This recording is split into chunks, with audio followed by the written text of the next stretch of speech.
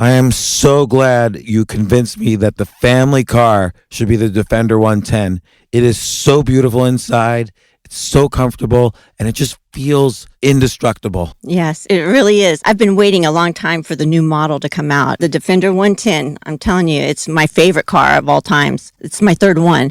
You know, I have stories of going off-road. The guy managed the group. He was like, what are you doing in this beautiful car? I'm like, I'm going off-road. He's like, are you sure? Because you can use one of ours. And then they look like Mad Max cars. I'm like, no, we're going to do this. And he was shocked. Wow.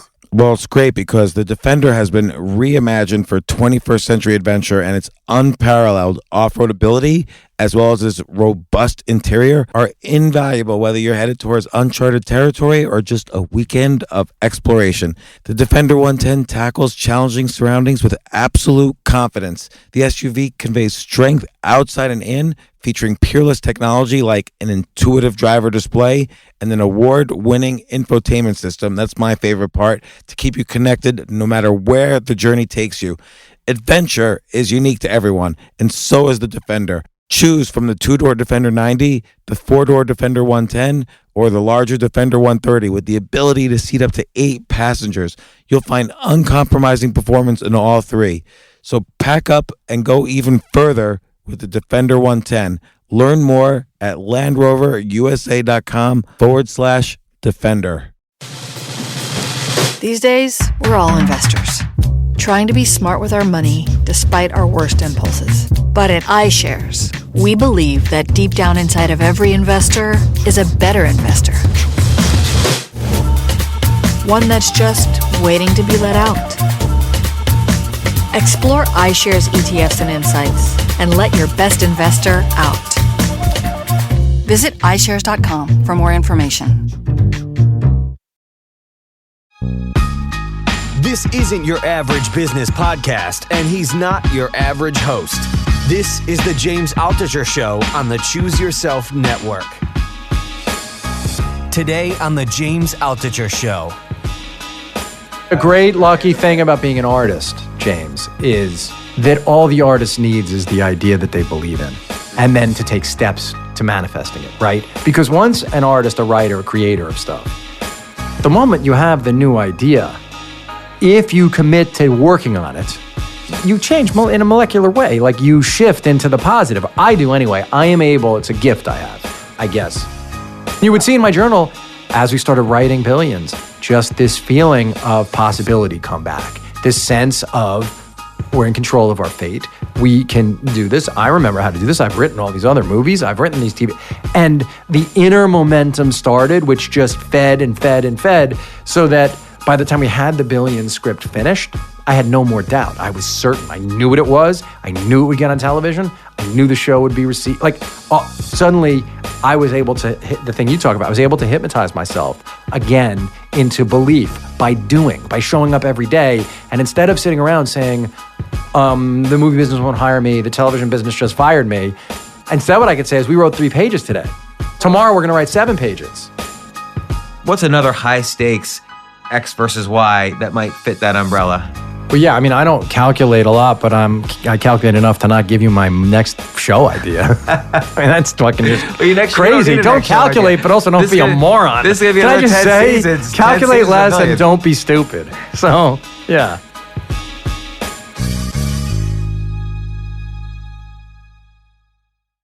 Oh my gosh, Brian, so much has happened since the last time you were on the podcast. When was the last time you were on? It was like a few weeks before when Billions was going to premiere. Like 2 weeks later, Billions was going to premiere. We even went outside and there was the billboard in Times Square, and you guys took a picture in front of it. Yeah.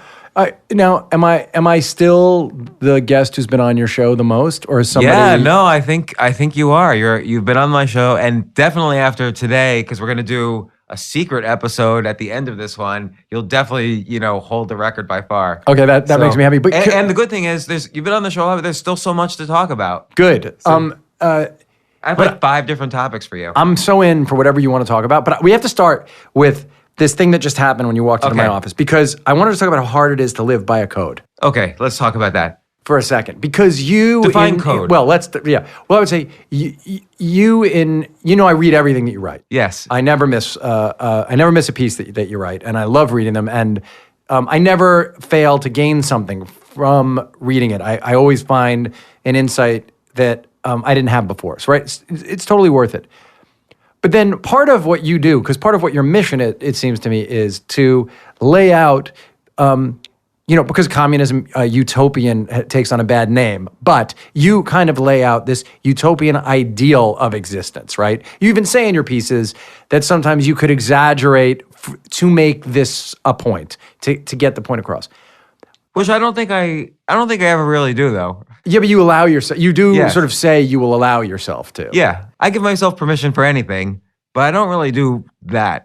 But one of the, I think, things about this stripped down life you've decided to live, casting off that which is unnecessary, is part of that is casting off lies. You talk about being as honest without hurting people, right?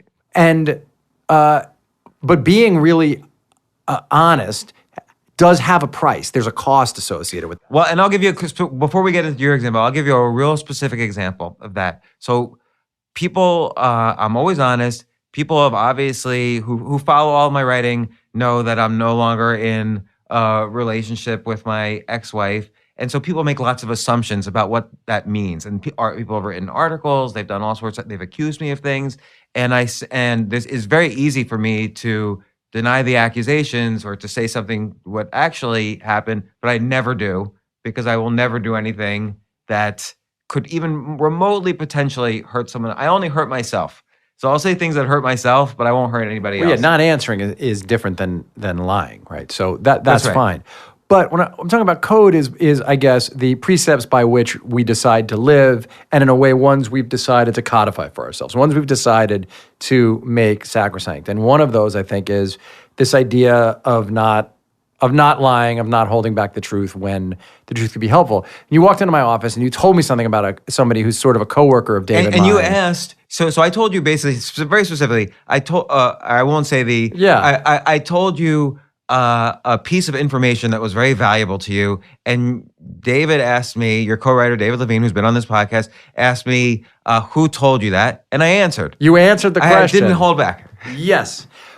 But that person shouldn't have shared that information with you. So what happened was someone on our team shared a piece of information about a cameo in season 2 of Billions. And that is a problem for me because the cameo is one of the fun things about a television show that people either binge or watch in the way that they watch Billions, which is closely and paying attention, is we want to keep for the viewer the possibility of surprise.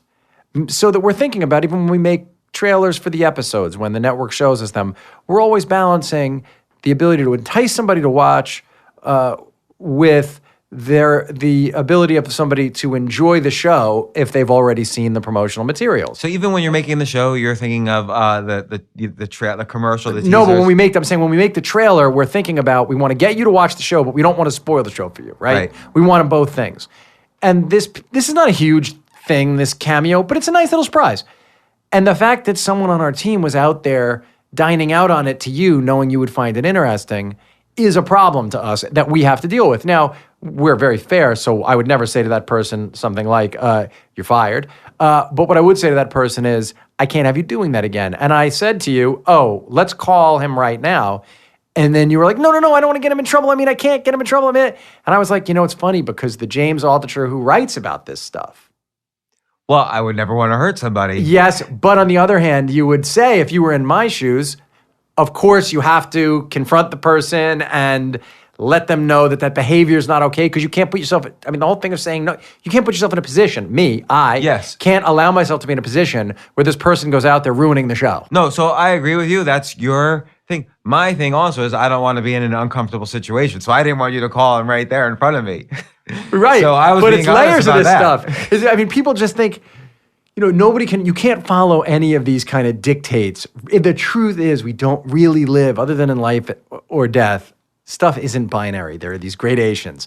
And sometimes when people look to figures like you, they think that you're giving them binary lessons. And in fact, what you're trying to do is, through your experience, show them the way to think about choices. Well, for instance, If we just turn this into an episode of my podcast about you. But yeah. Well, like I wouldn't, so many people, like, if I can't make an appointment, I'm not going to say, oh, my kid broke her leg or whatever. Like, I'm just going to say I don't want to go to, this happened to me the other day. Someone invited me to a wedding and I said, I don't like going to weddings. I'm not going to go to your wedding. I'll send you a gift instead. So things, that's like a very simple example. But like, I'm always going to be honest and not try to BS around a reason for something. Whether or not you call this person is not my problem. So and one thing I'm honest with is I don't like to be uncomfortable. So I would have felt uncomfortable there. So that's all. And I even say, call him after I leave. So I was still sticking with. It would have been more fun for me to call with you there. I can't. For me. So I don't always have to participate in your fun. I'm sure you won't want to participate always in my fun. No, it's funny because making the call will be no fun at all now because I don't like having to say to somebody, oh, you shouldn't have done this. But if you were there to watch and then I could have told him and made you uncomfortable, that would have been a win-win. Right. A win all around. Hey, man, I'm happy to be here. As you know, I do host my own podcast. So if I... Let me ask you about that. Like, I get nervous I actually get scared before every single podcast. I was nervous waiting for you before this podcast, even though you've been on this podcast like 6 times. And you and I are actual friends. Yeah, we hang out. Yeah. So do you get nervous before a podcast? No, rarely. I mean... I don't know why. I want to be prepared. Here's the thing. As a podcast host, and my podcast is called The Moment with Brian Koppelman. As a podcast host, I want to be prepared because I want to live up to my end of the responsibility. Like, I'm going to ask my guest to be forthright, to really think about their answers, to not give me their rote publicity answers, to try to make new connections in their heads, to tell me their true story. So if I'm going to ask them to do those things, then I have to come to the microphone having really thought about them, right? I have to really think about who they are, why I'm interested in talking to them, what I want to learn from them, what prism I'm going to ask them questions through. And so the nervousness I might get is about whether I've done that level of preparation. A shortcut that I've taken that's exactly why I get nervous. To avoid this now is I will not book a guest about whom I'm not incredibly curious. So I will only have guests on my podcast that if I love their work, if I love their story of who they are, if I'm incredibly interested in some moments in their journey. And so I get, as you do, these requests from publicists all the time to have people on the show. And saying no has become incredibly simple for me. Because if I think it's going to be a burden to prepare, I won't have them on. I agree with that. But sometimes, like let's say there's a guest, like yesterday I interviewed Chuck Klosterman. Great writer, great essayist. I love all his stuff. But to prepare, even though I had read his books over the years, to prepare, I had to read like 8 books over the past week or 2 weeks. It's just a lot of work. And then I'm thinking, well, out of these 8 books, what questions, what am I trying to hone in on? And what I ended up honing in on was not really the content of the books, but the fact that, oh my gosh, this guy has a dream job. He watches TV and movies and listens to music all day and gets to write about them and gets paid well for it. I'm going to ask how he got that. So his kind of his path to peak so performance. when I had Chuck on my show a couple years ago, and I know Chuck because we both were Grantland people early, and he was in the documentary Dave and I made about Jimmy Connors. I was really interested in Chuck's the way in which Chuck thinks about his position in the culture. So I was really interested in the character of Chuck Klosterman. Which is interesting because that character is often in his books. Yeah, and so the way in which he wrestles as an outsider and an observer, how he reconciles that position with being considered one of the coolest people. He's on any list of sort of like the coolest New Yorkers, he'd be on it, and yet he doesn't value cool. In fact, he would write against cool, right? Because he doesn't like things that are in current fashion. He's not interested in what's the fashion of the day. He's actually trying to go deeper, especially in the new book, and figure out the future, what really matters. Well, he specifically, and I believe it was just in this most recent book, he specifically says it's really funny how the cool kids are all the ones who are exactly the same. Yes. And that the uncool kid who's picked on is the one who actually is different and probably cool. Yeah, but I get that. I get that approach. You had to do all that reading. You had to do all that work. So I was nervous. Now I beforehand. would say so. Like I wouldn't be nervous interviewing Chuck because I had already read all of Chuck's books before I spoke to him, and most of his articles, and many interviews that he had done. Ditto. I'm saying in advance for my own amusement, Right. so that it wasn't only to prepare. I had already done it. That's why I wanted to talk to him.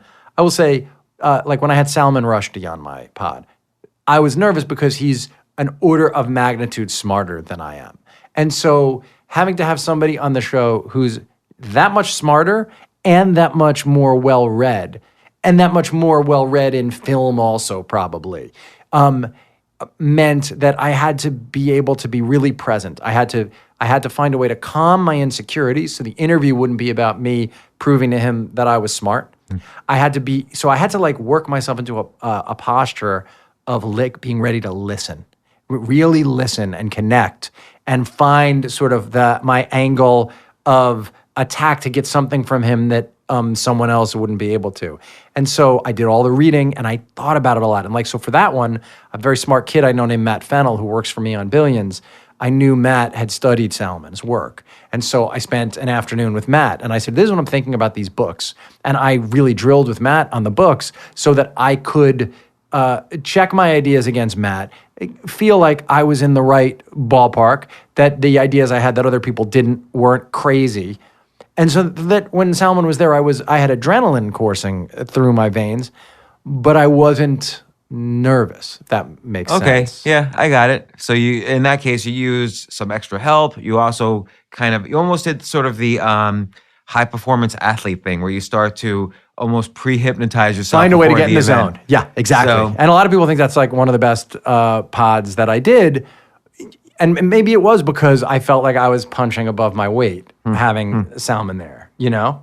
So okay, I just wanted to mention that I even with you right now, I get nervous before a podcast, and I'm prepared for it because since our last podcast, you've had an entire your biggest TV show that you've done ever, and it was the hit of last year, Billions, has come out. It was great. It was renewed. You're working on season 2 right now.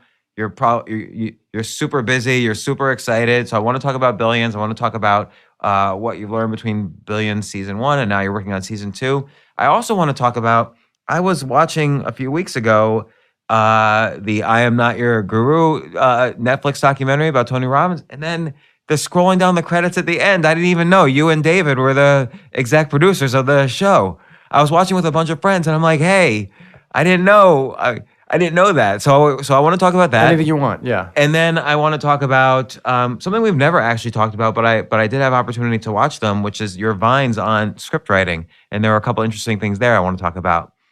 Great, man. Anything in any way you want to talk about. So Billions, obviously, this is almost, I'm going to call it, it's a cliche now for me to call this, but it's almost like a choose yourself story in the sense that you guys didn't have a network lined up. You kind of did more work than people do on a TV show way up front in order to get Showtime. I don't want to say reeled in because it wasn't like you fooled them or anything. It was great, but you basically did a lot of upfront work to get a network hooked into the show, and it paid off. Like, this is a great show. So what's been going on? Were you surprised at how the public? I was going to say reception? that story and pieces of that story have been on a bunch of podcasts you and I have done together, and people have storified some tweet storms that I've done about it. I would say an interesting thing, and it's something that we talked about before, but that is, I think, still relevant for people who haven't heard it, is that the place Dave and I were in before we wrote Billions was, one could make the argument, the kind of lowest point of our career other than before we had a career. Because we had written a movie that was a huge bomb and that we didn't like, which was Runner, Runner. Making that movie was a brutal, horrible experience. We didn't get along with the director. We thought his vision for the movie was opposite of our vision. We were stuck somewhere we didn't want to be. We had a friend who was one of the actors in it. We liked the crew and the actors and everyone was trying, but we knew it was going to be a disaster. So we had sort of had a countdown to this movie coming out, and we knew it was going to bomb. We had also recently... Can I ask about the economics of that? So obviously it bombed. How much did it gross? Well, I mean, that's not even a hard thing. I mean, it's just anyone who's listening to this can just pick up their iPhone by 30 million or something like that. I truly don't know. I could be off by $10 million. And what I mean by bomb is, let me say, as you know, a movie I made that you love is this movie Solitary Man. That movie made like nothing at the box. It made his money back, but it made nothing at the box office. It was a small movie. My favorite movie of yours, well, next to Rounders. Rounders has a special place in my heart. But the bombing is sort of like secondary.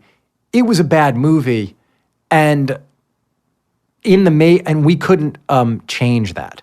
So that we were in the car crash. We saw that the car was going to hit the telephone pole, but the road was slick, the tires were bald, and there was no way, no matter how frantically we turned the steering wheel, that we could stop ourselves from going into the telephone pole. So, and so that feeling, and so then okay, it's terrible. The movie's gonna bomb. It's gonna get terrible reviews. We're gonna look. No one's gonna know the movie we would have made, the shadow movie that could have existed. And at the same time that happened, we were supposed to be the showrunners of the TV show Vinyl, and we got fired before we could even start in a political crazy thing that happened. You know what? I did not know that. It was announced. I mean, that was in the press. And I actually thought that was a great show. Yeah, I'm sorry to say. I don't want to. Yeah, but that doesn't. The great show or not, this was before there was a show, and so within a month, Runner came out. We were fired. We thought we were going to be running this show on HBO called Vinyl. We were fired from that, and found ourselves not sure. One, if I didn't know if I had the creative energy, because the Runner experience was so draining. And then commercially, we'd always known, well, TV was really open to us because of our feature career.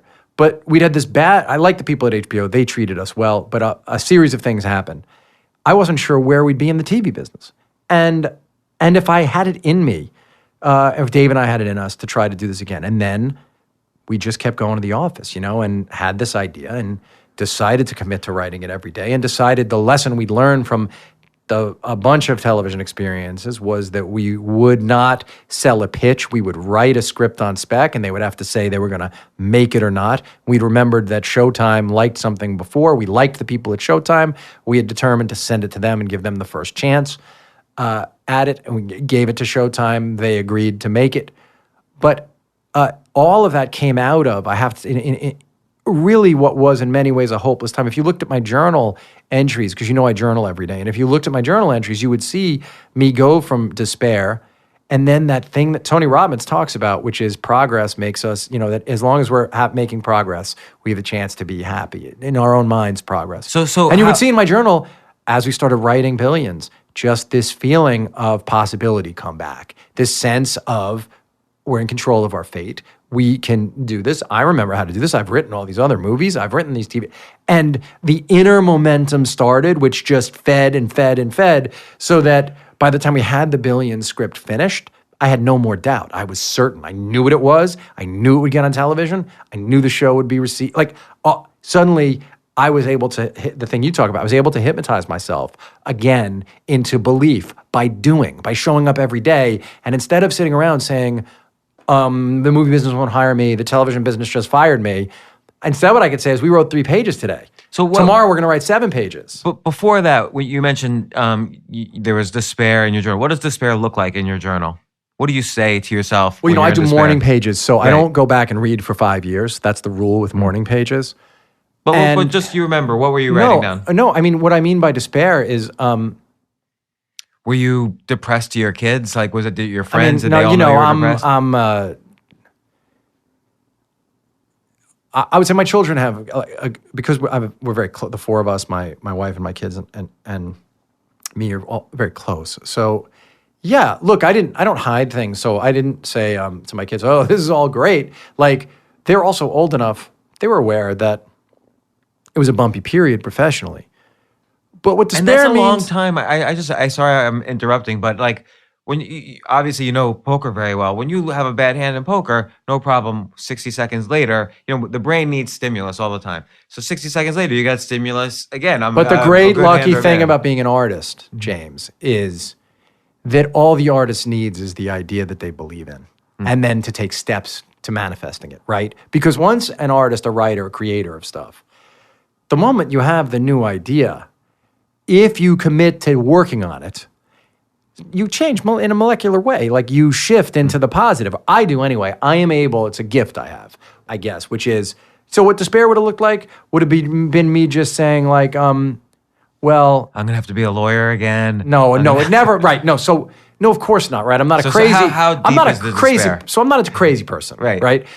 But the despair is more like, okay, well, it's pragmatic. So it's, well, I hope I have an idea that I want to make. I hope we can figure out how to make it. These are avenues that seem closed off right now. We could probably stay in our apartment for the next couple of years. What would my risk tolerance be to take a mortgage out that's bigger, to write? Because I know I'm going to come up, right? Dave and I, we're going to come up with the next idea. Where would my risk tolerance be? What would Amy's be? Do I want to consider selling our apartment and moving somewhere else to be able to create without any pressure? No, we shouldn't unsettle our lives like our kids are in school. And like it's like a much more sort of just like pragmatic thinking about the situation. Because I do morning pages the second I wake up, right? I meditate and do morning pages. And they're free writing 3 pages. And so I am really allowing my subconscious fears to show up on the page, but it's also your subconscious obsession. So, right, if you're in a situation where you're like wondering about your professional prospects, I think it's really honest. One of the things you think about is, well, what are my reserves? What does that mean as far as like the things that matter? And how can I regain in myself the belief? But one of the things I did was that's when I started doing the Vines.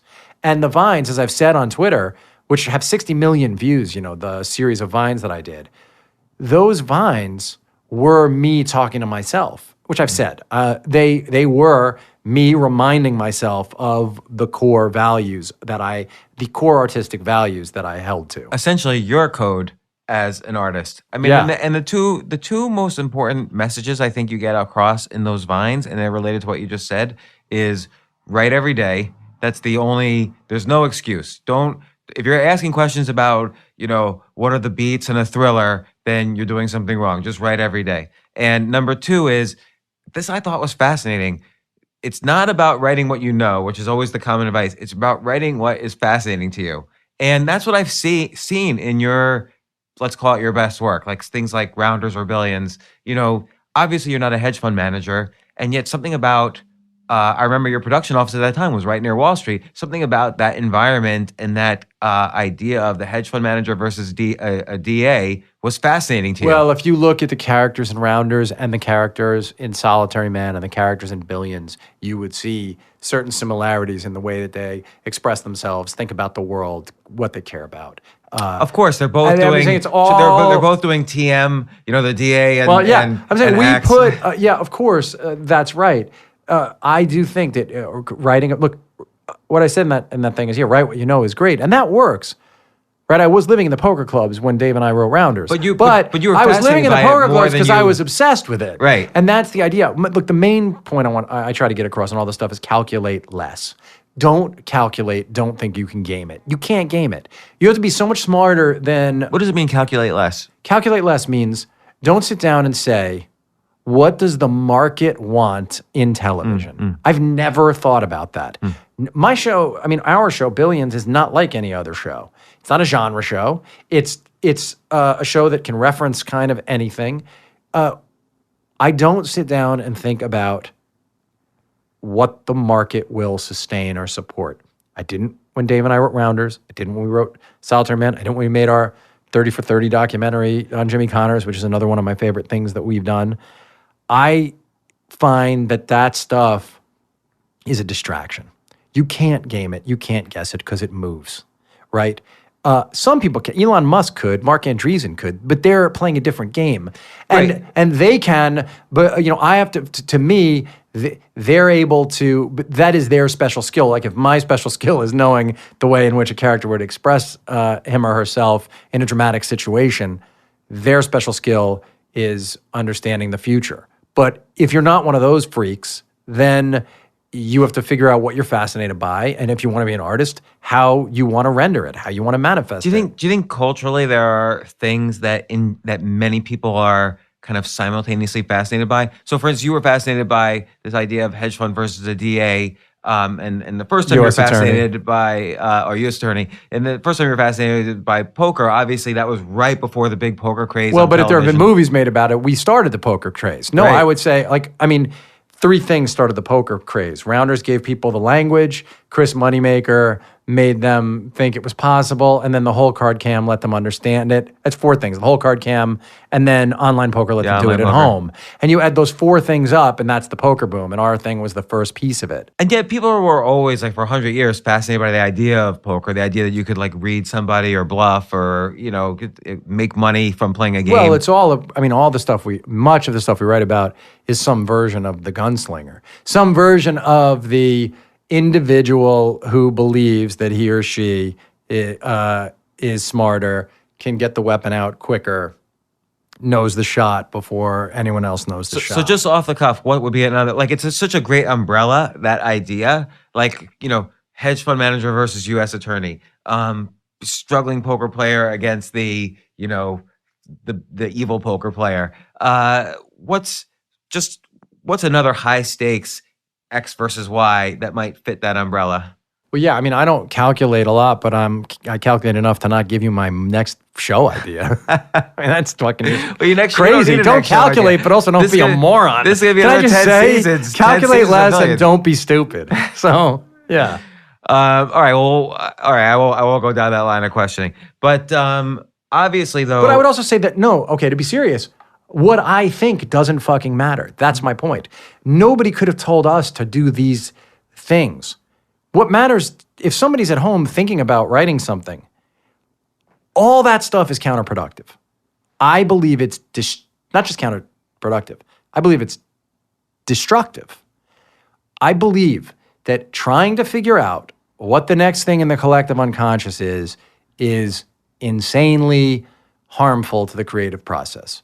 What you're trying to do is figure out if you have a personal, deep need to express something because and you have the skills with which to do it, that work will find some kind of home. But I think it's also important to combine that with the write every day. Because even 100%. Even if you don't feel today like anything fascinates you, still putting words on the page kind of greases the wheels so that when something does fascinate you, you're ready. All right, I just found this. I'm late to this, but that guy from Norway, like Carl Uwe Overgaard, I think is his name. Yeah, the My Struggle. My Struggle, right? So this guy, who could have ever, this guy who's the worldwide literary sensation, he's written these 6 books that people are comparing to Proust. I was in the bookstore the other day, I read the first 2 pages of the first one, and I was like, oh, this is the best thing I've ever, since when I read Murakami for the first time I've read a couple pages of something, and I just went, how did I know, this just felt like it came from rock, just the most beautiful, powerful writing. You think anybody thought it was a good idea to sit there and write 6 books that are a loosely fictional autobiography of just some dude in Norway about life and death and when he gets a haircut and when he, no, of course not. Nobody would have said that was a good idea to do. But this guy somehow had this notion that he had to express this stuff in this way. And he did it with so much commitment, right? Because that's the thing I'm talking about. Why do you have to be obsessed about it? Because this shit is hard to do. Writing every day is easy in theory. Hard to do it. Hard to show up every day and write because you feel like a failure all the time when you write. So you have to be, the thing you want to do has to be something so that you're so deeply obsessed by. It doesn't have to be personal. My friend Derek Haas makes all the Chicago shows. He really loves those shows. That's why he does such a great job and makes these amazing shows.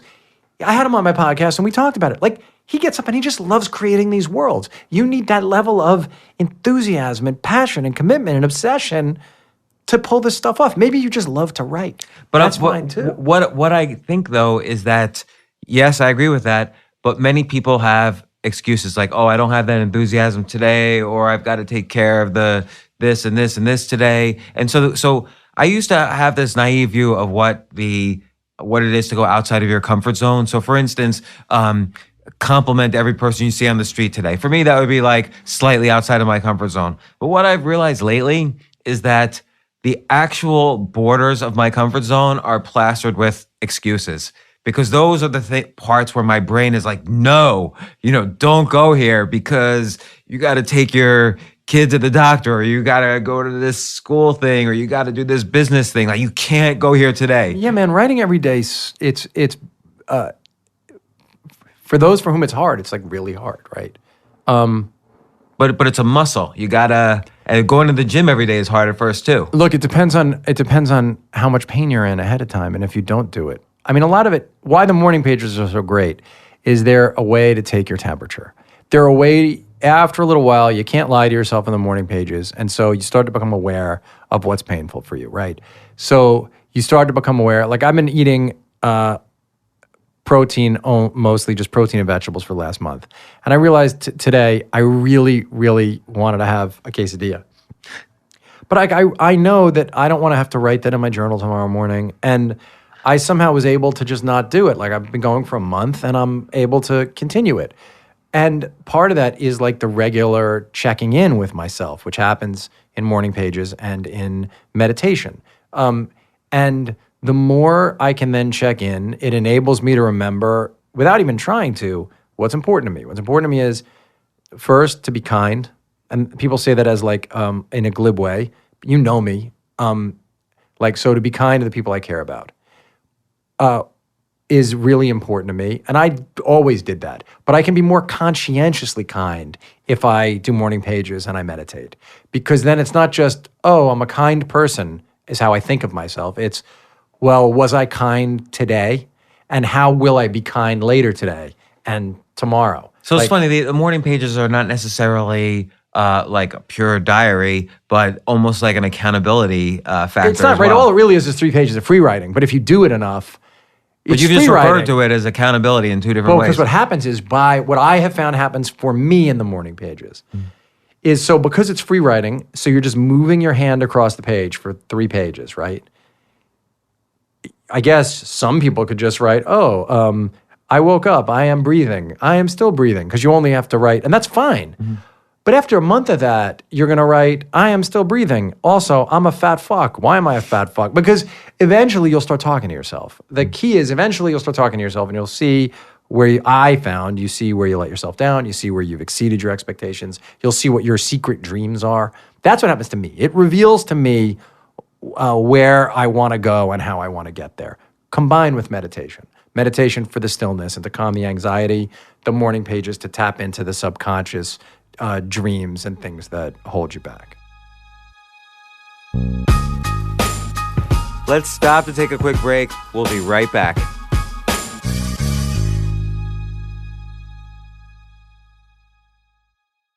Oh my gosh, I love these clothes. Mizzen and Main. That's Mizzen and Main. It really is the most comfortable work clothes. Travel clothes. I had to travel this whole week. I'm traveling for a week and a half, and I just took Mizzen and Main clothes with me. Close out 2023 in style with comfortable, breathable, packable, and machine washable pieces from Mizzen and Main. As you wrap up your year-end goals, enjoy a Mizzen and Main dress shirt that you can wear confidently. I like that they've very, very just nice, solid colors. I don't really like to get all fancy in patterns and everything, although they do have some pattern shirts, but very comfortable clothes, stretchable pants. It's just super comfortable, but they look professional, and you can wear them casually or professionally. I like some of their flannel shirts or untuck shirts. I love untuck. I never tuck in. So again, whether you're shopping for a special someone or giving yourself the gift you really want, I just buy myself gifts. Mizzen and Main is the perfect gift for any guy who works, travels, and cares about looking and feeling great. As you could tell by my many photos across the internet, I care about looking fantastic. I'm practically a model. And let's be honest, every guy loves to look great. So again, shop now at mizzenandmain.com and save 20% when you spend $130 or more using promo code James. That's promo code James at Mizzen and Main, Mizzen and Main.com.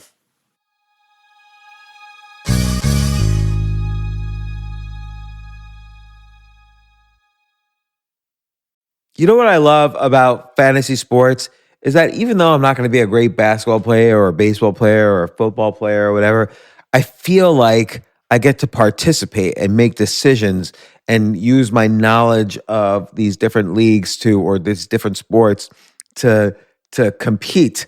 So it's like I can pick my team or I can pick my favorite players and I could use my knowledge to make predictions and maybe even make money. So with the basketball season here, you can now pick combo projections across football and basketball from the Specials League on Prize Picks. This is a league created specifically for combo projections that include two or more players from different sports or leagues.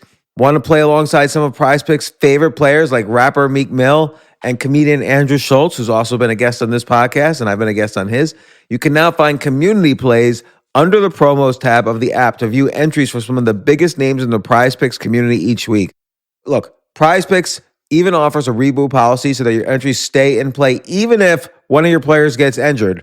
For football and basketball games, if you have a player who exits the game in the first half and does not return in the second, that player is rebooted. Prize Picks is the only daily fantasy sports platform with an injury insurance policy. What? So, I love playing it. I love anywhere where I can use analytical ability with my interests to demonstrate some skill and maybe make some money. And I like the game-like aspect. I do wish they had chess as a category on prizepicks.com, but I'll settle for what they've got. Maybe I should make my own fantasy chess league. But in any case, I love Prize Picks. Go to prizepicks.com/James. Use code James for a first deposit match up to $100. That's the easiest $100 you're ever going to make. So that's prizepicks.com/James and use code James. Daily fantasy sports made easy.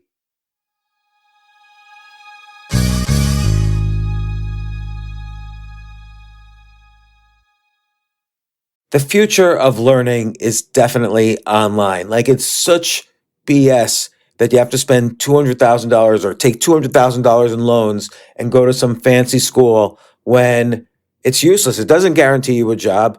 Most employers, including me, do not care about degrees or grades or anything like that. We want to care that you love what you're doing, that you know what you're doing, in some cases that you have experience or that you're willing to learn. But people in general love learning and are curious. Like, the key to success is curiosity. And I think masterclass.com is the perfect model for online learning. I'm really happy they're sponsoring this episode. If you're going to give a gift, give the gift of learning. Masterclass makes a meaningful gift this season for you and anyone on your list, because both of you can learn from the best to become your best, from leadership to effective communication to cooking. Let me tell you some of the classes I've taken. I've taken comedy from Steve Martin. I mean, can you believe I can take a class from Steve Martin on comedy, or Judd Apatow, my favorite comedy director? I could take an actual class from him on writing. Wolfgang Puck on cooking. Dan Brown on writing, or Judy Bloom, who's been on this podcast, on writing. By the way, Wolfgang Puck also has been on this podcast. It's such a pleasure. I try to take classes all the time from masterclass.com. And whether you're watching Masterclass on TV or listening in audio mode in the app or on their site, the quality speaks for itself. It's like these Masterclass instructors are your own personal mentors that are going to help you reach the next level. How much would it cost to take one-on-one classes on comedy from Steve Martin or on chess from Gary Kasparov? You just wouldn't be able to do it. But it would cost hundreds of thousands of dollars. With a Masterclass annual membership, it's $10 a month. Memberships start at $120 a year for unlimited access to one-on-one classes with all 180 plus Masterclass instructors. So it's not just $120 for one instructor. You get all 180 plus Masterclass instructors. boost your confidence, and find practical takeaways you can apply to your life and at work. And if you own a business or are a team leader, use Masterclass to empower and create future-ready employees and leaders. That's the real education in today's world. So this holiday season, you can give one annual membership and get one free at masterclass.com/JAS. JAS, of course, stands for the James Altucher Show. So right now you can get 2 memberships for the price of one at masterclass.com/JAS. Masterclass.com/JAS. Offer terms apply.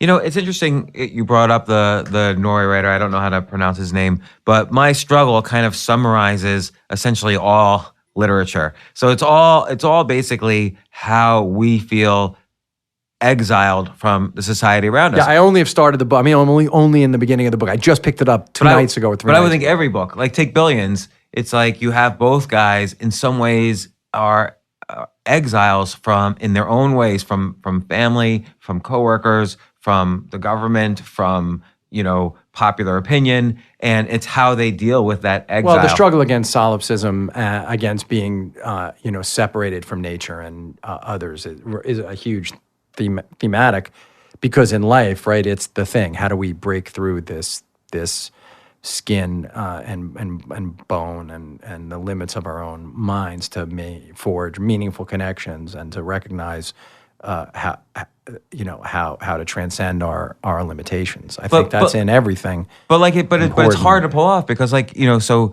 Damian Lewis plays the main character who runs Axe Capital, or one of the 2 main characters, and he's multi-billionaire, and he plays multi-billionaire in the show, and yet we relate to him. You know, initially you could think, just from the description of this show, he's the villain, but he's not really. Like, we relate to his struggles with family and friends and so on. Sure, yeah. Dave and I were determined to and, you know, we created the show, the 2 of us, along with Andrew Ross Sorkin. Dave and I, from the pilot on, have made the show and written all of it with our writing staff. And it was important to us to create characters who you couldn't just put in a box.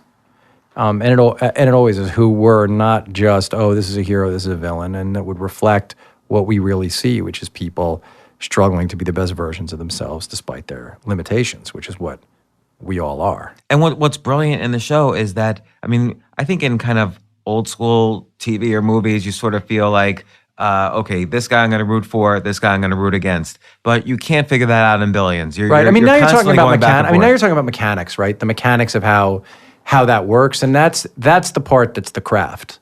That's the part that happens after you've written the first 10 drafts. That's the part that happens when you've really internalized who these characters are and you just start thinking like them on the page. And that's years of practice. I mean, I was going to say, you know, a lot of this stuff I say can sound as though, can sound Pollyanna-ish, right? It can sound as though I'm saying, well, just don't calculate, don't think about the market. Could sound, well, like wishful thinking. But we're doing this interview on a Friday. On Monday, it's Columbus Day. And Dave and I sat down to write our first movie on Columbus Day 20 years ago. And it's 20 years of being proved right. 20 years, it's been really hard. There have been years of movies not getting made, but mostly it's been 20 years of sitting in a room, deciding to follow our own voice, and then finding a way to get that to the screen. Has it always been achieved sort of to the highest level we wished? No. Do I wish some of the movies could have been better at times? Of course. But have we found a way over 20 years, by showing up every day, writing something, making phone calls, sending emails, never taking no for an answer? Have we had 20 years? If you walked into our office, would you see 20 posters on the walls of things that we've either written, produced, executive produced, or directed? You would. Not because we're so much smarter than everybody else, but because we made a decision a long time ago to follow our obsession. And it's not just the writing, because you just mentioned several other skills, like making calls, which is really hard for people, actually. Who do I call? How do I follow up? How do I be persistent without being annoying? Like, that's a skill. So yeah, it's hard work. Having a good personality, like, meaning, yes, learning. It's funny, like you, I'm reachable by email, right? I'm reachable at themomentbk@gmail.com, but not for any pitches. If you send me a pitch for anything, I will delete the thing. I won't read it. But I'm reachable if some people want, and during the season of Billions, it's very hard for me to respond. But I'm reachable. I can read what you send me, again, if it's not an idea. And there have been people who have found a way to get me to notice them positively, only by the way in which they've communicated to me, right? I don't know them, but 3 sentences in, I could tell I think that person has a chance to become a writer, a director, What's a an example? producer. I mean, a kid recently, I'm not going to say his name because he won't want me to, but a guy reached out, and the way in which he wrote me a letter and he said, here's my situation. I'm a finalist for this certain thing. I'm about to have a meeting at a network. They're picking among 10 of us. I've never pitched before. I know I got here by what I've written. I've never pitched before. I'm nervous. Do you have any practical advice of just how I can get past my nerves in the thing? I remember reading it. I could tell that he wasn't lying because, James, you can tell when they're lying in an email or when they're not. And I picked up the phone and called him. Wow. And I was like, all right, tell me the situation. And we spoke. And he went in and he got the fellowship. And now he just got staffed on a big TV show. What was the advice? What did you tell him? I just talked to him about how to breathe and like what the point of what he was doing was and how to tell a story. I just answered I basically made him feel calm. But the point of it is this guy figured out how to reach somebody who could help him, right? We all want a mentor. He figured out how to make me his mentor. Everybody can people have the capacity to do that through trial and error. Maybe I was the 50th person, and maybe he sent 49 emails that failed and then figured out how to write the 50th email, or maybe he sent it to me first. But when you ask that, like, what does it mean? Who do you call? Who do you email? As you know, we all get the will you have coffee with me email. His wasn't that. His email was, this is the specific situation. I'm not asking you for anything. I'm not asking for money. I'm not asking you to introduce me to anybody. I'm not asking for your time. I'm literally asking you a specific question. How would you think about this if you were me? Do you have 5 minutes to help me? And I was like, yeah, I do. And that's out there for everybody, I think. For there are these resources, there are these podcasts, and there are many resources out there. But as you know, somebody, like most people who write you can't get you. But someone who writes you, James, can get you. They can. I've seen it. Yeah, no, it's you're right though. It has to be the certain you notice within 3 sentences, or else it's just gone. Yeah, I was talking to Ryan Holiday about this. He gets a ton of these notes too, and like most of the time, you can tell they need too much, or they won't follow up, or there's a guy wrote me the other day. A guy wrote me the other day from Australia. A great letter, long letter, which was okay, and he had a very specific question. And I knew that there was a book I could recommend, Seth Godin's book, The Dip, would answer his question. And so I wrote him, and he said to me, if you even write me back 1 sentence, that has something in it, I promise I'll follow up. And so I wrote him back 2 sentences. Here's why you should read this book. Here's how it'll speak to this situation. And he wrote me back, I'm getting that book, thanks. And I know I'll hear from him in 6 months. And that kind of resource is out there. This doesn't mean, if you're listening, that I'm going to be that for you. I'm probably not going to be that for you. I can't. I don't have the time. But I think the point is that there is somebody out there for you who can point you in the right direction. It could be an old teacher that you had. It could be someone who's teaching at a community college near you who lived a life similar to the one you want to live.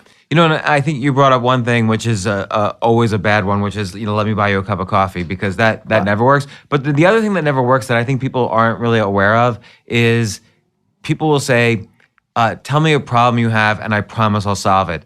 And suddenly they're giving me homework to do. Like I have to figure out a problem I have so that they can solve it. Like I don't like homework assignments. So that's a kind of more subtle but bad email to send. I would say the other thing is like when I say the thing, when you said it, like phone calls, like people don't know how to make the phone calls. I guess one of the things that my wife's so good at reminding me of, and a lot of people, their favorite podcast of mine is the one I did with Amy Koppelman, who's a novelist. By the way, friend of yours, James. Great podcast of yours. And also she's been on my podcast, one of my favorite podcasts of mine. Yes, and you and she are good friends too. But she's so aware of how short a time we're on this planet. And if you really just stop there's this line, I don't want to, there's this idea that and James would understand this better than I would because he understands math and science better than I do. I just look like I do. I don't No, but you do. You come on. There was this idea that in the great expanse of time, we're already dead. Right? Because if you look at how basically any look at the expanse of time from far enough back, our lifespan's over already. And if you're aware of that, if you really think about how small we are and the fact that because time is so long, this little moment we're here is over already from a theoretical standpoint, then you have to have no fear of failure. Your failure is insignificant. Your successes are too, but they feel good. So it's worth failing. It's worth making 100 phone calls that result in you feeling awkward and bad to find the 101st that opens the door. If you learn from those 100 that are bad, if you think about it, if you have a way to check in with yourself. I mean, we can go back and forth on this one thing because I think there's a lot of philosophy there of like what's the meaning, what is success, what's the meaning of life, how much should you pursue success as opposed to pursuing not needing success, which is also a potential goal of, well, Tony Robbins says change either your change either your expectation or your situation. Yeah, and you have to change one of the two. The situations, and so I've heard this expressed in a variety of ways, like happiness equals reality over expectations. And reality, you can't really change so much day to day, but expectations you could change in a second. Well, but look, everyone has their own internal thermometer, their own internal gauge, right? Look, I only know how to articulate it for people who see the world through a certain kind of eyes. And I would say people who feel the need, not because of external validation, but who feel the need to access the most creative version of themselves, whether at business or sports or in the arts. And so for people like that, I have found finding a way to move forward and to get to creative breakthroughs really helps a lot in terms of how you feel. I'm not talking about the external validation, right? Like I can write a blog post on my blog, and I'd have the choice to put that lots of different places. I'm fine to just put it on my blog. But also because you do get external validation from the reception of billions right now. I've been incredibly lucky. I've gotten external validation. I'm 50 years old since I'm 21, right? And probably before. I've always found a way to get that for myself. And it's, I'd be lying if I said that didn't feel good. Of course that feels good. But it's not the driver. The driver has to be like curiosity, passion, obsession. So this drives into, you just did a whole series of billions. It was great. It was excellent. Now you're in the middle of shooting and writing and editing and everything. The second series, what has changed in your creative process and your enthusiasm for the project? I mean, the enthusiasm isn't dimmed at all. Look, the other side of this is, and it's why your question about the expectations is fair. Creating, other than for maybe 1% of the people, but I even think for them, creating is failure all the time. The people who just think everything they write is great, they're never good. Or everything they paint, or every note they play. I mean, Prince is probably the only person where like everything he picked up, played on the guitar was just going to be great because he was born that way, right? By the way, you coming from the music business, this is a big thing to declare. No, yeah, but I mean, there are other people like that. Yes, but creating anything involves a tremendous amount of failure, meaning not external failure. That feeling that you're not quite manifesting, you're not really able to bring to life the feeling you have inside of you that you're trying to express. But the only way around that, look, you do it. James, I've seen you try to write the same piece 20 times. And finally, I mean, I'll see the blog posts, and you can actually, if you look at them, you could go pick out the way you tried to chase down an idea. Your way of doing it is just put them out. You publish them and publish them and publish them. And I'm sure if they fall short, it haunts you. And then you go like, I got it. The next one, I'm going to make this point more clearly. Yeah. And one sees, because that's what it, but the reason your stuff reads so true, and the reason that even the New York Times is like, oh, he's the one guy who's not a charlatan at this thing, is like, it's so obvious you're trying so hard to get this feeling in you out so that other people can land and they can get something from it. It matters to you. But you know that feeling a lot of the time when you lie in it. You're not lying, but that feeling when as we're writing, as we're creating, if we're good craftspeople, because we've done this long enough, we know the ways we can manipulate the thing out so that it lands fine, but it isn't actually doing what we hoped it would do. It's like almost doing it. In this, and I would say on Billions, both seasons, Dave and I have worked so hard not to do that. So hard to rewrite and rewrite and re-edit and re-edit and reshoot and do whatever we have to so that, because this chance we have to make this show at 10 o'clock on Sunday nights on Showtime that has a real audience and people watching it super closely. It is impossible to, even for me, and I'm disciplined, it's impossible for me to divorce myself from those people's expectations. Not in terms of how it affects me financially, but in terms of like their expectations. Salinger talks about, the woman sitting on the front porch listening to the baseball game on the radio, and that the announcers are doing it for them. Like, I want to deliver the best fucking show that Dave and I can for the people who love the show. I mean, television series obviously is so much different from a movie because it's like you're writing a 40-hour movie instead of a hour-and-a-half movie. And so do you find, I mean, like Billions season 1, and I haven't seen obviously anything about season 2, but Billions season 1 was a great, just well-rounded season, ends on an intense note, no spoilers, but just to say it ends on this like really great, well-crafted note. Did you feel that pressure when you sat down to start writing season 2? You got renewed, you're sitting down to write season 2.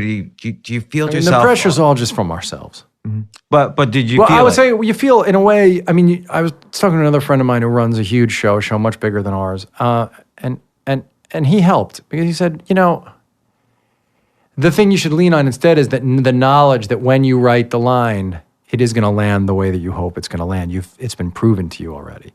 So yeah, I feel. What do you mean?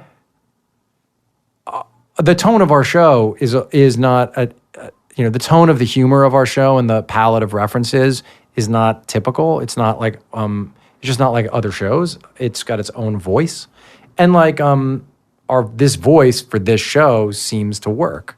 So as long as we lean into that voice, I don't really worry about it in that way. I just worry about it, and we've done this from the beginning. As long as David and I feel like the thing works, I'm gonna be happy whether nobody watches or everybody watches. I would hate it to put a show on and feel like there was one more edit we could have done, there was one more scene we could have shot, there was one more line we could have rewritten that we'd thought of and we were too lazy to do, or we couldn't convince someone to give us but none of that's happened. Like, we're able to make the show we want to make. So that's different from a lot of, let's say, writers where they feel like they're never going to be able to edit the final draft. They're always going to be editing unless they finally say, look, this is good enough. 98% there, so I'm stopping, or else I'll just keep going forever. I mean, the time is our enemy in that, right? So that is freeing in a way. Mm. We can only do that up until when we have to deliver the show to go on television. Mm. But right up until then, we're fighting it. And you so far, you haven't felt like we're going to run out of stories. How can we keep telling more stories about these guys? No, I mean, look, every day, it's what I say before, writing is failure. You're always feeling like in danger of all of that, but you got to just every day go, well, okay, it's mostly failure. Did we come up with something today that worked? Is there a moment? Is there a scene? And we have these incredible collaborators. These actors are amazing, and they're also we have this process where we table read every week. And so we put the script up a week before shooting, and everyone in the cast reads the script at a table. And so Dave and I can see the episode in a way. And that gives us a tremendous ability to go and rewrite. And what have you learned from these everything. these actors are truth serum. Meaning not because they'll come up to us and say something, but because in watching them do it, if we've written a false note, we will just see it. And because they're trying their hardest, they're the best, they are amazing collaborators. So if they can't sell it at the table read, it's my fault. It's my fault. It's our fault. We didn't create this relationship the right way. Well, these two characters wouldn't really have that argument. Or these two people really wouldn't do that together, because if we don't believe it at table, then we're never going to believe it on screen. So I want to, I don't have a segue for this. I'm horrible at segues. I do want to, before we end, talk about Tony Robbins, the I Am Not Your Guru. Like I said, I was watching this and then I see the credit. And by the way, I thought it was extremely interesting. I have lots of things I could say about it, but I thought it was very interesting. But what I was most surprised by was at the end, I saw your Dave's name. So I have two things to say. One, I made a decision yesterday to lose the word interesting from my vocabulary and to replace it with thought-provoking. And I think, because we all use interesting. You used it 3 times in that sentence. And we all use interesting. And it's become like, in fact, if you think about it, what really piques your interest? Oh, you're totally interesting right. is such a bland, boring word. But thought-provoking is a much better expression that means almost the same thing. And if you force yourself to say thought-provoking, then a lot of stuff comes with that. You're totally right, because I just thinking about that was thought-provoking. I have a thought, which is, we've talked about this before, and we both are on the same page in terms of kind of traditional atheism and the role of religion in history and so on. But I sort of feel like what was thought-provoking to me in this was that you've transferred your atheism in this interesting way to 2 other things, which is transcendental meditation and Tony Robbins, which is almost like you've created your own Brian Koppelman secular religion by combining these 2 things. Well, Tony says, I am not your guru. And I would say, no, yes, transcendental meditation and morning pages, which come from Julia Cameron, those things and family first, those things might, and kind of creativity, beauty, there's lots of stuff that I probably takes the place of religion. Specific institutions. No, you're talking about institutions in which I invest my time and energy. So TM is really just a private practice, right? I'm speaking on their behalf, but I don't do very much publicly about transcendental meditation. I just talk about how it affects me. And Tony, I would say, the books that Tony wrote, in particular, Awaken the Giant Within. Great book. I benefited huge from it. The event Date with Destiny, to which I went, were incredibly powerful experiences for me. I know Tony, we're friends of a sort, meaning we're not friends, we're not going out for beers together, because he doesn't drink beer and I don't either really, but we've known each other a while now, and if I call Tony, call me back, and we're just saying, I'm not going to pretend to a level of familiarity with him I don't have. I will say that Date with Destiny, the 6 days that I spent at Date with Destiny, where I was able to just think about my life, it was like doing morning pages in TM in Hyperloop, and in Hyperdrive, not Hyperloop. Hyperloop is that train thing. Now, Hyperdrive. And so I found it useful. But I can separate Tony the person, and I think that's why it's important, I am not your guru, where Tony himself constantly says it, And I know that in NLP, the word not, I understand all the conspiracy theories that in NLP they say not, people don't hear the word not, so saying I am not your guru is saying I am your guru, but that's bullshit. I think that the point of it is, all Tony's work is asking you to do, Awaken the Giant Within is asking you to do, is figure out what matters to you, figure out why it matters to you, and figure out what's the gap between where you are and how to get there. And I found that to be incredibly useful. But if somebody else says that stuff's useless to them, unlike with religion, I'm like, oh, fine, that's fine. Find your own way to get to that next place. All Dave and I did on I'm Not Your Guru is we introduced Tony to Joe Berlinger, who directed the movie. Tony and I were talking. I was hoping Tony would do a documentary. I introduced him to Joe, and they really took it from there and made it. I'm thrilled to have the credit exec producer on it. We definitely were there at the genesis of the thing, but I can't take any credit creatively for how it turned out. I love it. I think Joe did an unbelievable job of making that movie, and you really feel like you're at Date with Destiny. I think it is a great I think it is a great movie as well. And one thing that I noticed, and I wonder if you agree with this, it seems like on A Date with Destiny, there's so much energy and enthusiasm in the room. And of course, that's part of it, is that, you know, everybody's coming from maybe their lives where they're feeling some sort of malaise, or they feel stuck, or there's some problem that they have. And so Tony like jolts them out of that in this very specific, energetic way. And then it's almost as if he mass gives permission to you, to the feelings that you were unsure about, or permission to do permission's things. a great word. I mean, that's the other thing I talked about a lot on the Vines and I do my podcast, which is this idea that we think someone needs to give us permission to be an artist. I grew up believing that there were some people who were anointed. There were people in my class who were anointed as the artists. And if I wasn't one of those people, I must not be. And it took me years and years to figure out that that wasn't the case. And so, yeah, Tony's work can jumpstart that. And I don't want to soft pedal it. You know, I reject the religion idea. I understand why you'd say that, but I think that's really reductive. But I will say... What do you mean by reductive? I think it's reductive. It reduces down the thing to this simple, oh, well, it must be like a religion.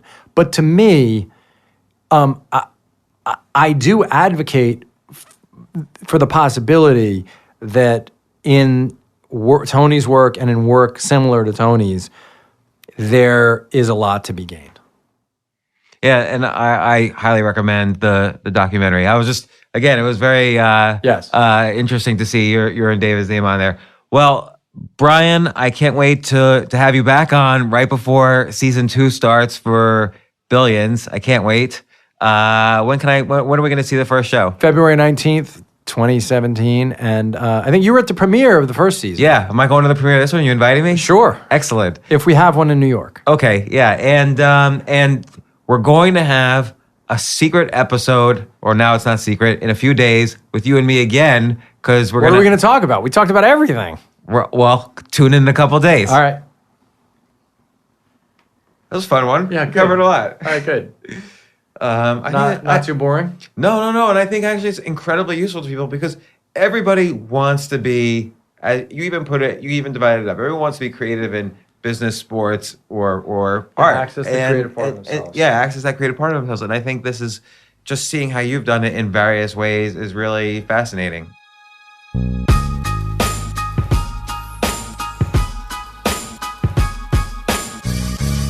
Hey, so James, you know that secret show that you said you wanted to do? Yeah, which we just tried to do, and we aborted it. And now we're back to this one. Because the show you wanted to do was a show where we talked about our favorite television shows. And so one of the things we didn't talk about in this is that I do become aware of what are empowering and disempowering choices to make in order to be your most creative self. And so I could tell you, like, my favorite show of all time is Mad Men. But the moment you start to ask me why, I know why. But while I'm making my show right now, if I start thinking about the ways in which Matt Weiner, from the outside, the end result of what he did, not having been in the room with him, not having seen him suffer, the work of art is so great and overpowering to me that it is one of the few things that could thwart me from going and doing work. So I could do it in the off season or when our show's done, I could do that. And I love thinking about it and I love watching this stuff. But if I were to, I have learned, as you tell people to, what makes me feel good and what makes me feel bad and what makes me able to perform at a peak level and what would stop me. And a conversation about why Mad Men, The Sopranos, West Wing, NYPD Blue, and Deadwood are incredible shows would just remind me of how much better Matt Weiner, David Chase, Aaron Sorkin, and David Milch are than I am. And it would make it very hard for me to do what I do. So we're going to have to table the second conversation. Well, Brian, that was very thought-provoking. So thank you. Great. Awesome. All right. That's fun. For more from James, check out The James Altucher Show on the Choose Yourself Network at jamesaltucher.com and get yourself on the free Insiders list today. Hey, thanks for listening. Listen, I have a big favor to ask you, and it will only take 30 seconds or less, and it would mean a huge amount to me. If you like this podcast, please let me know. Please let the team I work with know. Please let my guests know. And you can do this easily by subscribing to the podcast. It's probably the biggest favor you could do for me right now, and it's really simple. Just go to iTunes, search for The James Altucher Show, and click subscribe. Again, it will only take you 30 seconds or less, and if you subscribe now, it will really help me out a lot. Thanks again. AI might be the most important new computer technology ever. It's storming every industry, and literally billions of dollars are being invested. So buckle up. The problem is that AI needs a lot of speed and processing power, so how do you compete without costs spiraling out of control? It's time to upgrade to the next generation of the cloud, Oracle Cloud Infrastructure, or OCI. OCI is a single platform for your infrastructure, database, application development, and AI needs.